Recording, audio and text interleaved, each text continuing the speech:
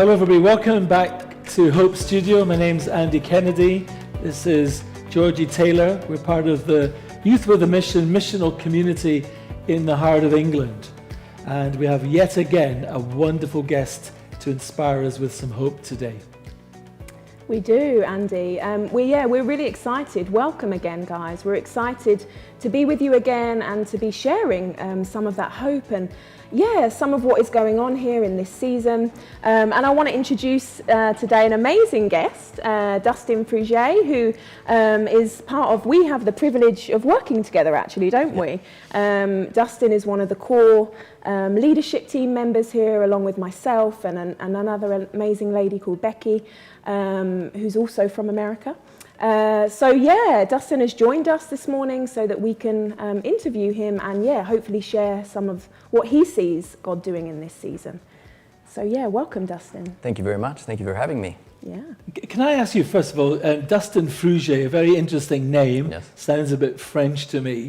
But you grew up in Texas. That's right. Is that right? Yeah. Any little bits of story you can tell us about that? Sure. I have many great memories of growing up in Texas.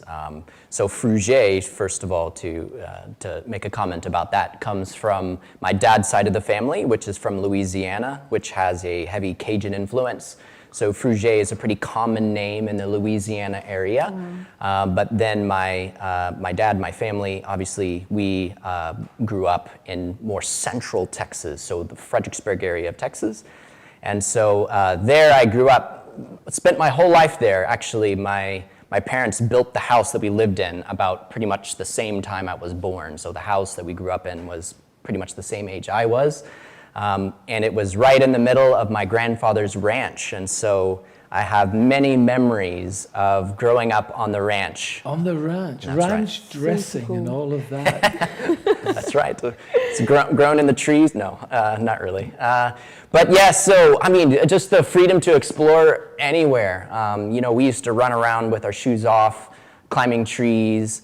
Cattle, we're talking cattle. That's right, cattle. We did have sheep whenever I was younger, and we would shear the sheep and everything.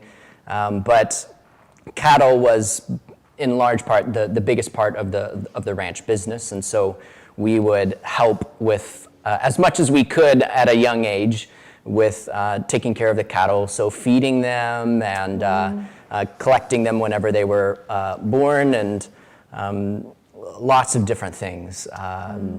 We'd mark the cows, obviously, so the ranch, of course, had boundaries, but there were other ranches around us, so we'd have to have ways to distinguish our cows from other cows in case they got mixed together, so we would help with that, and the baling hay and all kinds, so the food, getting the food together, so lots of work whenever you grow up on a ranch. So I'm a Kennedy. I didn't realize I had this in common with you. Seemingly my ancestors were cattle stealers. Oh, right, yeah. We used to steal other people's and rustle them, so probably just as well we didn't grow up next to you. So Brilliant. Fun. So good. And tell us, because you're not here on your own, are you? That's right. Tell us about your beautiful family that you have with you in missions. Yes, so my wife and I met before my YWAM days, and she was probably my introduction into YWAM. I was working at a summer youth camp, and we met in a coffee shop, and she had grown up in YWAM Tyler in Texas, and so that's when I first heard about YWAM, and so following my commitment with this youth camp, I did a DTS, and then... what's the DTS? Not everybody listening might know what that is. Our movement is famous for these letters. And that's right. Is that right? Yeah, so the Discipleship Training School, which is the intro course to Youth with Mission, and so... it's the lecture phase and times where you learn different topics about hearing God's voice and the Father heart of God and all these kinds of incredible topics. And then you have an outreach phase where you can travel out in different teams to anywhere really in the world, depending on where God leads, really. And so I took part in that, and my outreach was to India, and then following the DTS, Lexi and I, who is my wife, Lexi, started dating. And then we did the School of Evangelism together following that.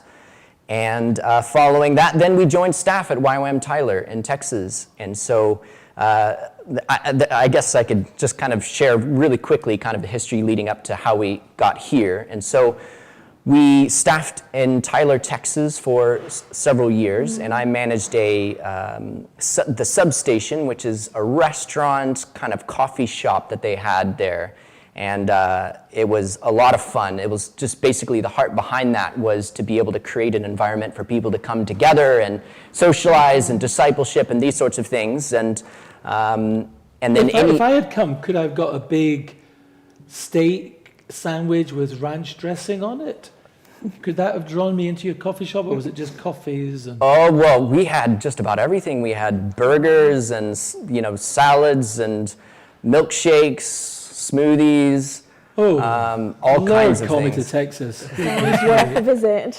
That's right. So actually, there was some really good food. And I have to say, I'm quite proud. There were some items on the menu that still are there from my time of managing it. Even some of the furniture there, last time I was there, were still furniture that I purchased while I was managing it. So it was a lot of fun. I really did enjoy it. And then Lexi, she helped with the kids. So they had little kind of a daycare, and she helped with the daycare for those couple years. After that, we had an opportunity to lead a DTS in Dayton, Ohio. And so my wife and I moved up to Dayton, Ohio, and then we quickly drove across the U.S. to Montana, Lakeside, Montana, and we did a DTS Equip there to help us learn how to be able to lead this school, because we had done some interaction with the DTS in our years, but this was the first time we were going to be leading this school. And so then we led the DTS in Dayton, Ohio, and we had 5 incredible trainees who were there, and we took the outreach to Thailand. But then something interesting happened. So we had an offer to, two incredible things happened in Dayton, Ohio. We had an offer to lead 2 DTSs. However, during the first DTS, the base leader came and spoke to us and said that God was calling him into missions. So he was going to be leaving YWAM, calling him into business. So he was going to be leaving YWAM, and the base was quite small, and there was really no way for the base to be able to continue. So my wife and I are sitting there, and we're saying, well, what do we do next? What does this mean exactly? And so we spent a lot of time praying, and we had a number of teachers come in over those times of the DTS, and every time we'd be talking with them, and they'd say, oh, you should come here to our base, whatever that base might be. And we would pray about each and every one. And nothing quite really seemed to stick out for us. At that point, Magad Kalta came, who was the base leader here at the time, and he taught in the DTS, and he invited us to come here to the King's Lodge. He was telling us about it, and I like him. He's probably a Kennedy. He's stealing the cattle from Texas to come here. I like this. So both Lexi and I started praying, and quite clearly we felt this was the right direction for us to go in. So it was really just waiting for the right timing at that point. And so the DTS ended, and we didn't feel like it was the right timing. And so we decided to return to Texas, where we staffed with a maternity home there called Father Heart, which is under the umbrella of Living Alternatives, which does a lot of work with pregnancies and women and mothers, fathers, and all kinds of different work there in Tyler, Texas, in that area. So we worked there for 2 years, and we lived in the maternity home, working with the girls. It's a live-in environment, so you're interacting with these girls every day. And I started working as well. In addition to living in the house, I started working in maintenance, which is where I picked up a lot of the learning how to fix things and caring for stewarding the grounds and everything like that. And then God began to speak to us again, saying, okay, now is the time to begin moving to England. And we started praying about it. At that time, we did discover we were expecting our first child, but we still felt like this is very much continuing in YWAM. Moving to England was still very much a part of what God was calling us to do. And the important thing for us, I think, was to recognize that we didn't really feel like it was my mission, but we were to be a family in missions. And so we felt it really significant that we took this move together. Wow. And really had a sense of what God was wanting to do in our family and even in England. And so we started really praying about, Lord, what are you doing in England? What is your heart for this nation? And so and that way we started looking through the vision and everything of the King's Lodge, and we started thinking about how we were to get involved here. And as there was opportunities for maintenance here, I had so much fun doing it. I was like, well, I definitely want to continue that. But even from the very beginning, I would say I had a heart for what God is doing here locally as well. If we're going to get a pulse of what God is doing, then to be connected with the church in different ways has been a part of discovering what God is doing in this nation, I think. So before we move on to some of that, so how many years have you been here? You've got 3 children now. That's right. So we had our first before we moved here. She was about 1 at the time, 1.5, I guess. So Esri. And then since being here, we've had two more come our way. So Winston and Ivan. So wonderful. Yes, so it's the 3. And this building has been many things over the years. From when it was established in the 1880s, it was built as a school. I think along the way it was a maternity home at some point. Really? So that's interesting that you should find your way here, you know. Maybe that's why you feel so at home. Yeah, that's right. So good. Whatever. Yeah. That's cool. Good, what well, a thank story. you. Yeah, I love all the different things you've been involved in. There's so many things, isn't it? Yeah. It's really cool, the opportunities you've had and what you can bring to this place. Yeah. It's very cool. Each and every one an experience. I think it grows your confidence and life skills. It grows your faith in God as you experience Him in different ways. It just expands you as a person, and I enjoy that learning process. So. Now, just that. before we move Such a on, learner. Dustin, what do you miss about not living in Texas? What is it you've had to really sacrifice, give up? Yeah, probably the most significant thing for me is just being apart from friends and family. You don't realize, particularly as you have children, the significance family does play in their growth and development. And of course, your family also means so much to you. So having grandkids away from grandparents is difficult, I think.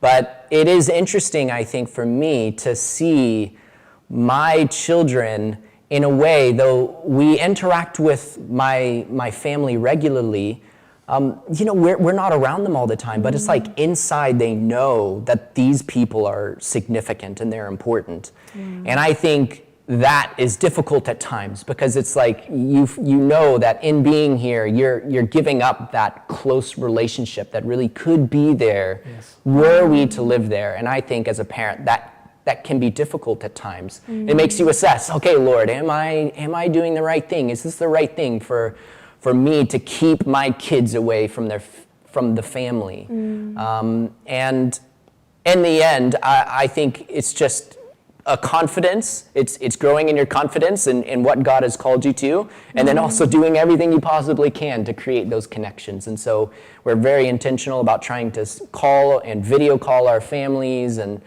doing different things like that to try to bridge that gap as much as possible. So, well, thank you for doing that. I know in the New Testament in the Bible it says those who give up these sorts of relationships are going to be rewarded. I know that's not the reason you do it, but God sees that and notices, and we see it, and we thank you very much for the price you've paid. Thank you. Yeah, for sure. So good. Yeah, and so tell us what, obviously you're involved in a number of different things here. What is it what gets you going? What gets your passions going, Dustin? Like, tell us about some of the things you do and what you love about being here. Yes, so I have my hands in kind of several different pots right now. And one is in maintenance. As we first moved here, that was one of the first things that I started to do. And in many ways, I continue to love it just as much as ever, really. Just the joy of being able to work with my hands and to learn new things and to accomplish things. I like seeing a finished product. I like it when a job goes well and you do a good job on something as well. I enjoy all these aspects of it, and there's something just very satisfying about working with your hands. In a way, it's what we're designed for. You know, God created us for that work and accomplishment, and so I enjoy that very much. But I would say also at the same time, as is to be expected, the meaning for me is so much more than, well, I just get to fix things. Obviously, I want to tie very much what I do into something bigger. And so recognizing that the work that I do with my hands is really to create an environment here where people can hopefully feel safe and not be distracted by different things that are going wrong, but to be able to focus on studies or the calling that God has placed on their life. And so, in that way, it's a joy whenever I can fix things and people can say, oh, you know, this area is sorted in my life, and I don't have to focus on these things. And so, in that way, that kind of simple vision or simple purpose has given me a passion for it. And so, in that way, it continues to feed it, and I continue to enjoy it. And so, and this is a building that lots of history, but it needs quite a bit of stewardship, doesn't it? Yes. Looking after, Yeah. and we tackle big jobs, don't we? You take on big jobs with others here. Yes. So there's a number of things that we oversee. So some of it is just general upkeep of the building, regular testing of things to make sure that things are safe. But we also do maintenance of things when things actually break. And then the last thing is continue to look forward and say, how can we utilize this space better? And so we have been blessed, I think, in the years that I have been here with people who are incredibly skilled. And in that way, there's been some spaces that have received some pretty incredible upgrades from before. And I think you're right, and that this is an old building. And not only is it old, but it's changed hands multiple times. And so sometimes when you kind of get into a particular area, you see the handiwork of many different tradesmen or cowboys, you know, who are just, I'll just fix it this way. And so there is a satisfaction in setting something right when you know something's off. And so, anyways, those are the three things. So general maintenance, and but also wanting to develop on into the future, for sure. Yeah. So good. I love that, Dustin. And tell us, because you have been quite a main point of contact for us into our local churches, with others as well, and things that are going on in Nuneaton. So tell us a bit about that. Yes, so as I shared a bit earlier, I really felt it significant to understand what God is doing in here. You have to get your feet on the ground really in some way or another. And my heart is still very much for the international kind of vision, but practically speaking with a family, I was thinking, you know what, there's so many opportunities here locally as well. And for us, even coming from Texas, this is like a mission field for us, really, you know? I mean, here we are in a different nation and working in an area which, when you start including all the cities around us, is quite international as well, really. So true. And so the influence and the diversity here is pretty apparent as well. But anyways, from the time we first moved here, I have really wanted to figure out how can I really be involved locally. And at that point, we had some people from our staff here who were connecting with a prayer group that I had heard about on Wednesday. And through hearing about my interest in getting involved with what some of the churches are doing, Vicky Bolton, who's on staff with us here, had been attending some of these prayer times and invited me to come along with her one time. Okay. And so really that was the beginning. I just started pretty much showing up.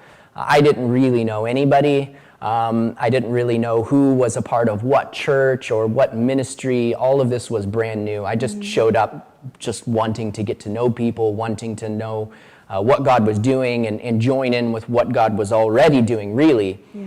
And I think going every week was so encouraging because in that way you did grow in your relationships, but it was also quite interesting just getting a sense of the heart of each individual there.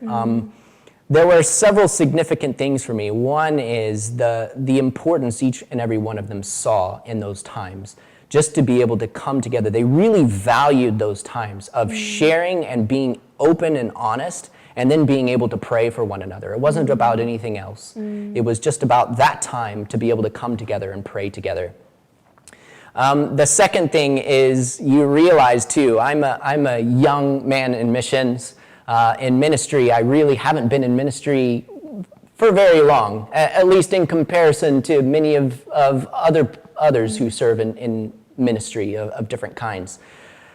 To see the faith and endurance of some of these individuals who really deal with so much on a daily basis was encouraging for me, because you just realize sometimes I feel at the end of my rope with something, and then I hear some of the things that they have to deal with, and just continually in awe of that faith and that strength that they show despite whatever might be coming their way, really. So that was really encouraging. But the last thing, I think, was a growing sense that they wanted to do more together. And there had been thoughts and various ideas of how do we really join together more and more in what we're doing.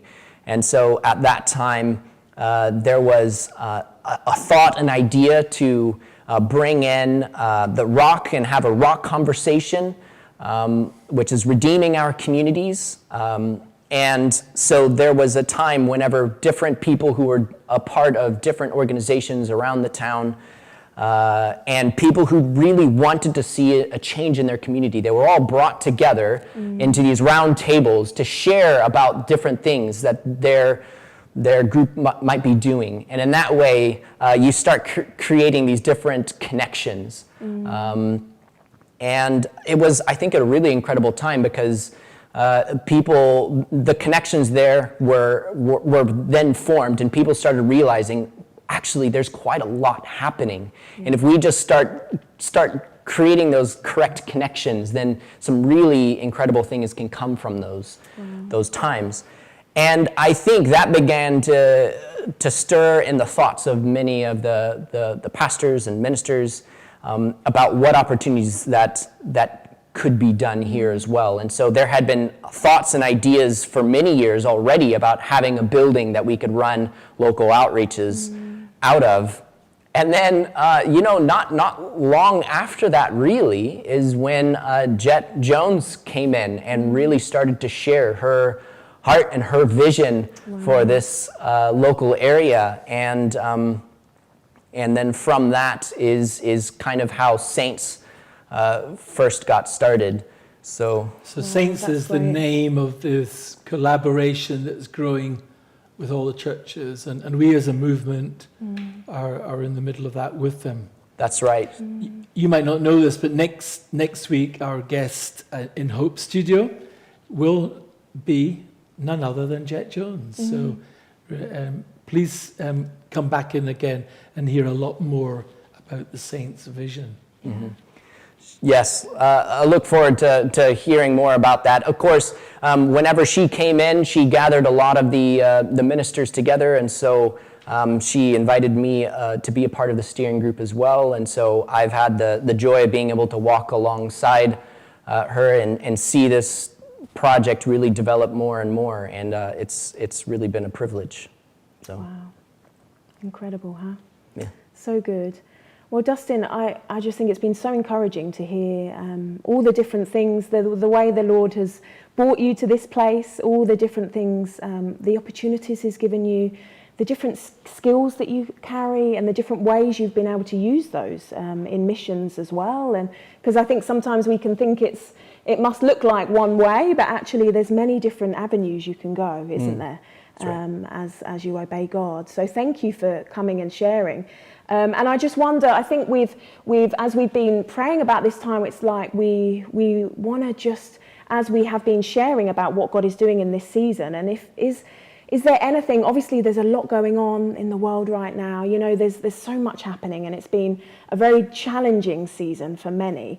But what, is there some encouragement that you have kind of that's come out in you of this time and this place? Yeah, what I would say is that one thing that I've really been encouraged by, and I even shared a little bit here, kind of in our staff meetings as well, is really when it comes to what is happening within the local ministers as they're meeting every week and praying, as they are meeting together to record different services for, the carol service that's been done recently for the local churches, and Easter, and all of these different things. It's that God is at work, and what is happening here is the sort of thing that you pray and you want and you dream for, is that you have a local group of ministers that aren't afraid to work together, to put aside anything that needs to be put aside and just say, we want to work together because we recognize that we're stronger together, and that there is actually fruit that is coming from this. In the times that we're sharing together, we're worshiping together, we are working together in these various outreaches. It's incredible. I think about the times that we went on outreach. That was the thing that we prayed for. Lord, would you bring the churches together to work together? Lord, would you unite what you're doing here in this city or wherever it might be? I remember praying that in Mexico City when we did an outreach in Mexico City. Wow. And just to say, in this little town, in the middle of England, God is doing that. He is bringing people together, and in that way, I think there's hope in that. In the middle of times whenever it's like, no, everybody, it's stay apart from each other. Only in these circumstances, there's still ways that people are working to try to actually come together, and they're saying, well, what are the opportunities in this, in the middle of all the things that we're being told we cannot do? And I think the truth is there are opportunities. And it might not feel like it. It can be discouraging. It can be hard when we don't have those connections, face-to-face connections. We miss those. I understand that. But I think there is still opportunity here, and God is still doing some incredible things. So let's be dreaming. Let's be dreaming about what we can do. Definitely, yeah. Amen. I love that. So cool. That's great. Super good. Georgie, you and I were talking before we met Dustin today that we love a certain expression that Texans are known for. It's true. So I haven't said it. I said he had so to do Dustin, it. what I would love to do, could you, in a way, bless? Would you encourage us at home? Address the guys listening at home and use that word, that expression, as many times as you can. In one sentence, okay? Just bless y'all. I can't even say it. That was really good. Was that okay? Yeah. Would you just do that? Because there's also power in it because it's coming from your heart. So would you do that? Would you bless them with a real Texan drawl? Yes. Well, thank y'all so much for joining us here today. I just want to bless y'all so much. Whatever it is that y'all are going about today, would the Lord bless each and every one of you. So be blessed today, y'all. Thank you. Wow. Wow, well, I feel more blessed from that. Thank you so much for joining us today. Yeah, for Thank sure. you. Yeah. So As we said already, Jet Jones is going to be our special guest, and we're going to carry on more of the hope story that Saints has become in our local area. Yeah, for sure. Dustin, thanks again for being with us today. I hope it's been an encouragement for you guys. I know it is for me and for us every time we sit here and hear these stories. And yeah, may the Lord continue to bless you and keep you and cause his face to shine upon you and give you his peace in this season. And please, as we always say, engage, write in the comments, let us know if this is encouraging for you. We would love to hear from you as well. So yeah, thanks so much guys, and we'll see you again soon.